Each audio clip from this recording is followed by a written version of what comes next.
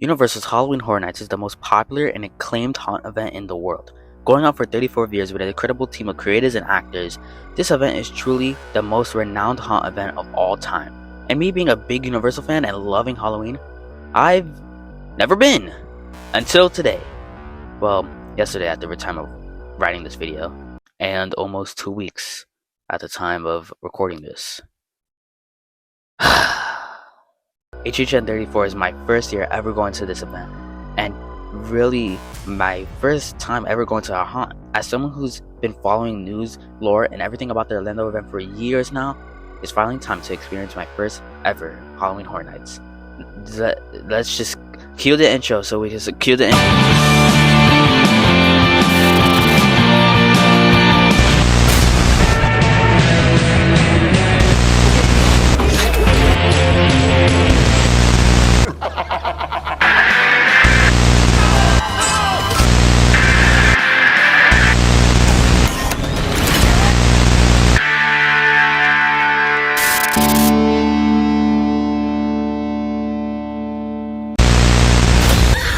I was very hyped for this year's event.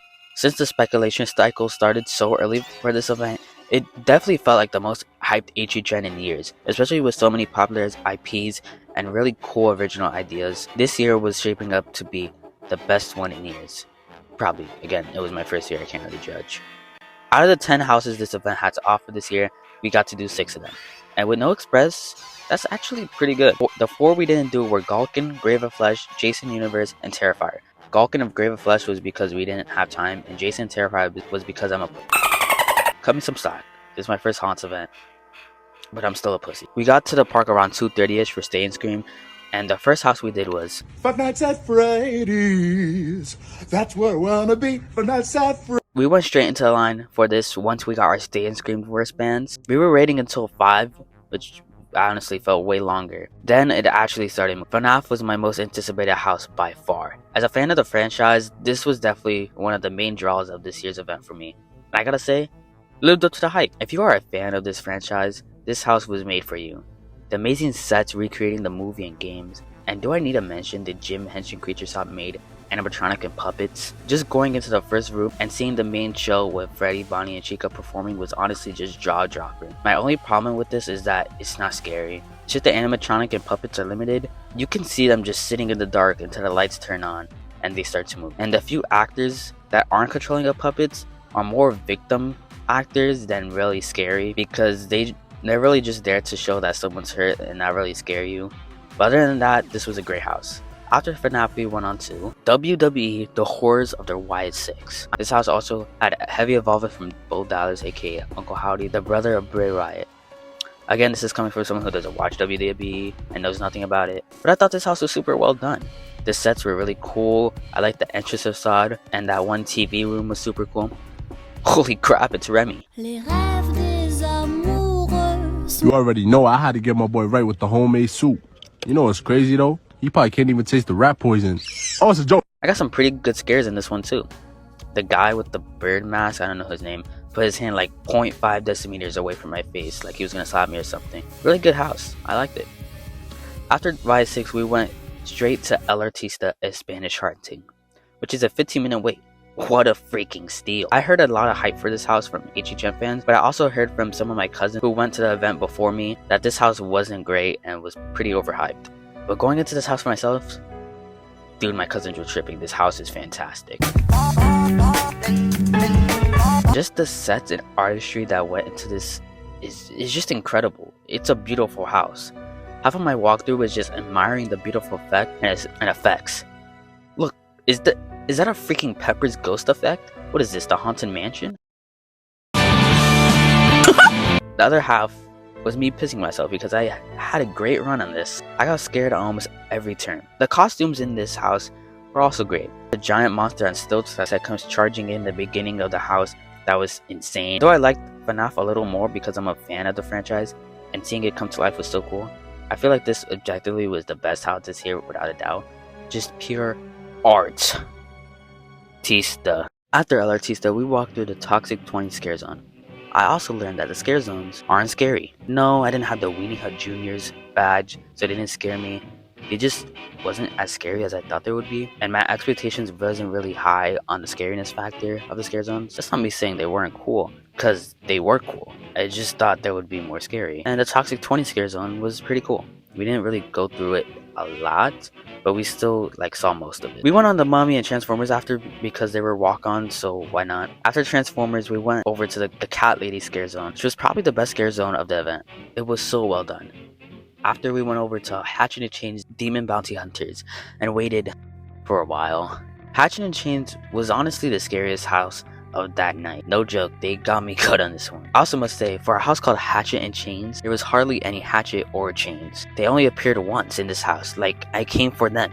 Show me the guys from Slaughter Cinema 2. Okay, see now that's a deep cut.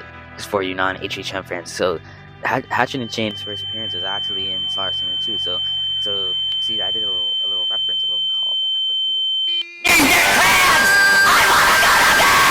Hatchet and Chains is such a cool concept. Demon bounty hunters? Seriously, someone should make a movie about. Fuck! No, but for real, I really love the concept for Hatchet and Chains. One guy, one demon in the Old West hunting some demons is so cool, and I would actually love to see these characters again. And I'm being serious. I would love to actually see a real movie about this. Make it happen, Universal, Blumhouse, whoever. Oh yeah, scariest house in the night. Cool sets. Yeah. After Hatchet and Chains, we went over to Dolls Let's Play Dead. At this point, my feet were already getting to me. 70 minutes for this, I didn't know how good I had it. Dolls was really good. Are you getting tired of me saying that all these houses were good? This was like Toy Story, but if Sid was an actual psychopath. Well, maybe he was a psychopath. It wasn't the scariest house, but definitely the creepiest one.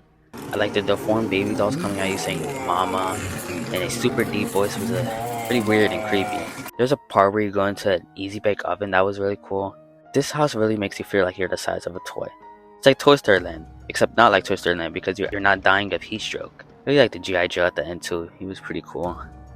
After Dolls, we needed a little break from the houses. Also, I needed to rest my feet for a bit. So we got on Men in Black, and we absolutely beat the other cars' ass.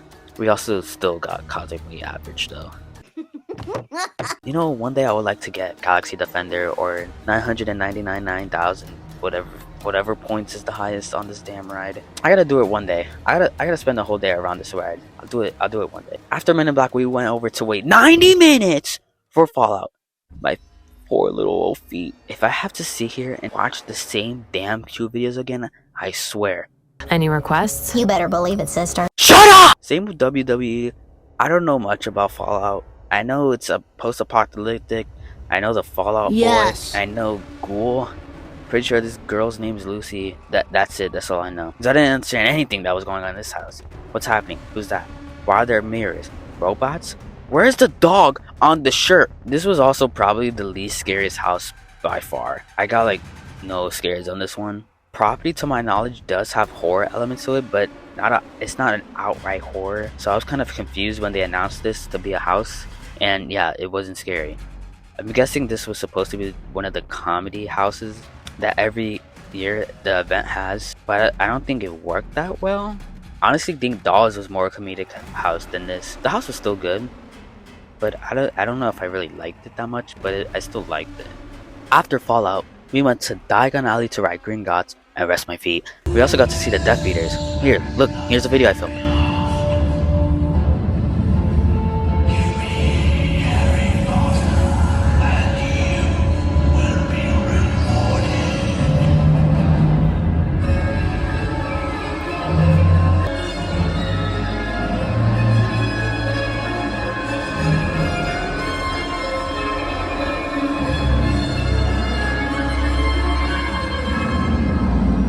They were pretty cool. We also got Butterbeer. I love Butterbeer.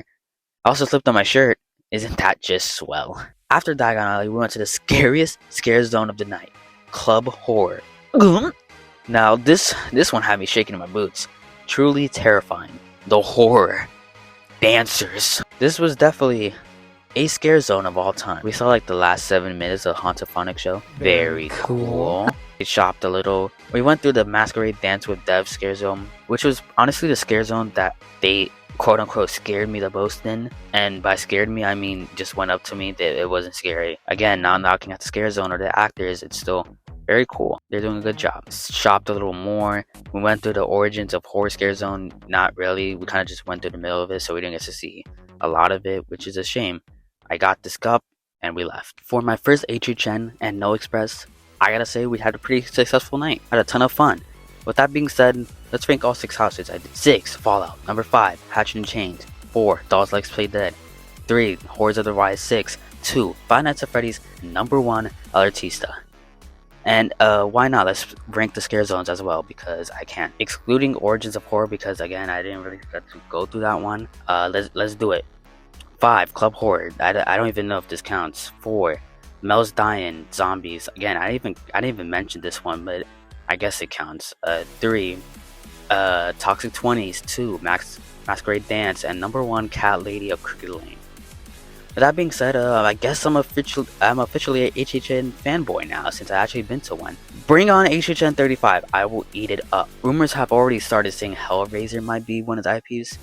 So yeah, that will be pretty weird. Speaking of IPs, I would like to see a Sinner's House. I would love that movie, best movie of the year. So it'll be cool to see a house set in the juke joint and all the music. That'll be also pretty cool. Also, it's 35 years. Bring back some of the icons. Bring back Jack, the director, Caretaker, some of those guys. Like, I would love to. It's a big year. I would love to see them back. What would you like to see in HHN 35?